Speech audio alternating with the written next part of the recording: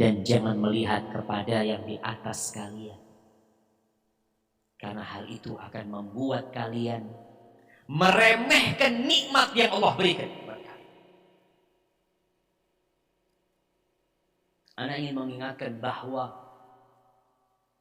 luasnya rezeki antum, bertambahnya harta antum, itu bukan tanda kemuliaan dari Allah Azza wa Jalla.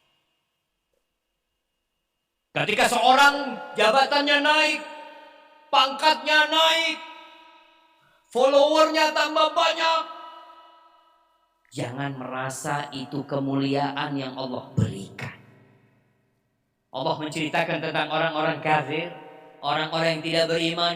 Fa'ammal insanu idza mabtalahu rabbuhu fa'akramahu wa na'amahu fayaqul rabbi akraman.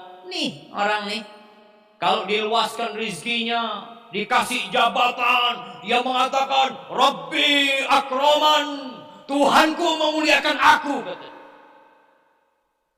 Wa amma idza mabtalahu faqadara alaihi rizqahu fayaqulu rabbi ahanan. Kalla bal la tukrimuna al-yatim. Kalau disempitkan rizkinya, nggak dikasih jabatan, nggak dikasih kedudukan, hidupnya susah, melarat, dia mengatakan Tuhanku menghinakan aku. Kalla, sekali-kali nggak kayak gitu standarnya, nggak kayak gitu. Haibatifillah, Allah kasih Fir'aun kerajaan Mesir, dan Allah jadikan Nabi Musa alaihissalam 10 tahun gembala kambing, supaya kita sadar itu bukan tanda kemuliaan. Oleh karena itu, tatkala sebagian orang kok merasa aneh tidak suki-suki, padahal sholat malam jangan ditanya, 11 rakaat. Kajian soft pertama, biasanya soft pertama ini susah-susah ya, belum tentu ya. Ya, karena kalau yang senang biasanya telat ya. Kadang-kadang alhamdulillah sudah selesai urusan utang sudah lunas, alhamdulillah. Ya paling enggak sholatnya nggak apa-apa lah, soft kedua, soft ketiga. Ya, sebagian kita puasa Senin Kemis, puasa Daud. Apalagi Ustaz yang harus Anda kerjakan sampai hari ini Anda belum bisa melunasi utang. Bukankah tanda cinta Allah itu?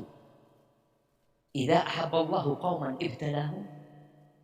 Kalau Allah cinta kepada satu kaum, Allah akan kasih bala sama mereka, bukan dikasih harta, dikasih bala.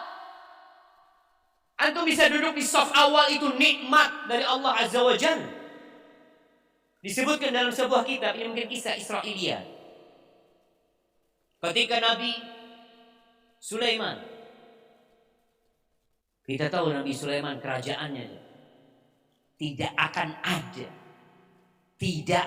ada kerajaan, kekuasaan yang dapat menandingi kerajaannya Nabi Sulaiman.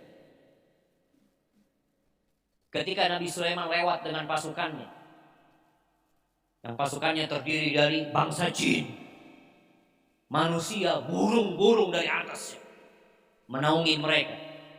Ada seorang pendeta, ya pendeta dari kalangan Bani Israil. Dia ketika melihat kerajaan Nabi Sulaiman itu, dia mengatakan, laqad utiya ibnu Daud mulkan azima. Kata dia, ini anaknya Daud ini benar-benar telah dikasih kerajaan yang maha hebat, yang dahsyat sekali. Nabi Sulaiman dengar. Nabi Sulaiman tidak ingin ahli ibadah ini rusak ketika melihat harta.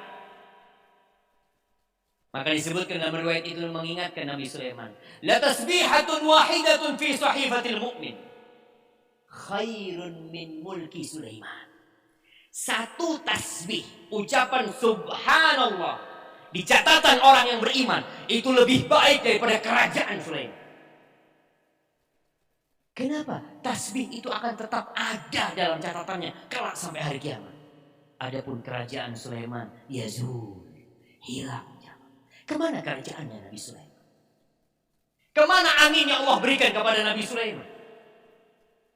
Kemana istana Nabi Sulaiman yang membuatkan Bilqis masuk menyingkap betisnya? Kemana jemaah? Ketika masuk kepada istana Nabi Sulaiman, melihat itu lantainya istana Nabi Sulaiman. Kemana singgasannya Bilqis yang dipindah sama Nabi Sulaiman? Lewat orang yang dikatakan dari indahu ilmu minal kitab, dibawa dari Sabak sana ke Palestina. Kemana semua itu jemaah? Fihim. Ada semua. Maka ahibati fillah, tatkala antum sudah berdoa, sudah berusaha, sudah berupaya, tapi kondisi antum tidak berubah, jangan pernah buruk sangka sama Allah Azza wa Jalla.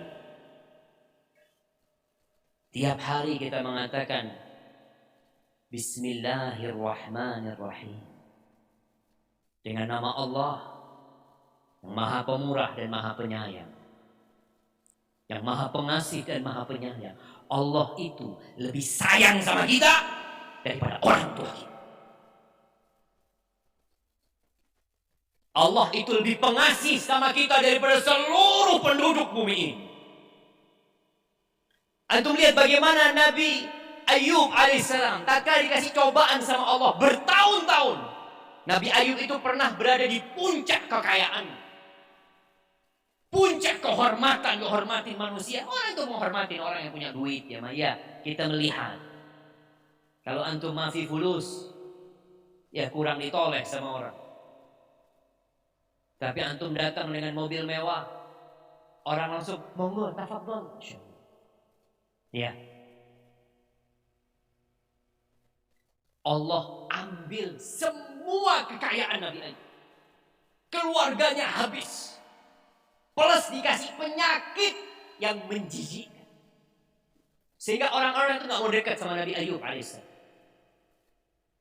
Ketika beliau berdoa, apa kata beliau? Allah Azza wa Jalla mengatakan, wa ayyuba idnada rabbahu anni massani ad-dur wa anta arhamur rahimin. Bertahun-tahun Nabi Ayub ini sakit. Beberapa ayat mengatakan 7 tahun sampai 18 tahun. Dia mengatakan, aku ini ditimpa penyakit ya Allah, aku ditimpa keburukan ya Allah. Wa anta arhamur rahimin, dan engkau adalah yang paling pengasih di antara yang mengasihi. Kita kadang kala suudzon sama Allah.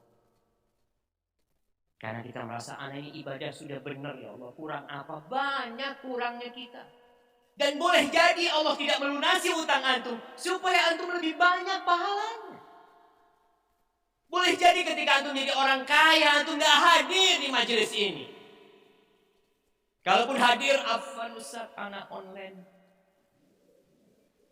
Dulu sok pertama mau berkeringat, enggak lagi. Bukankah sudah kehilangan banyak pahala?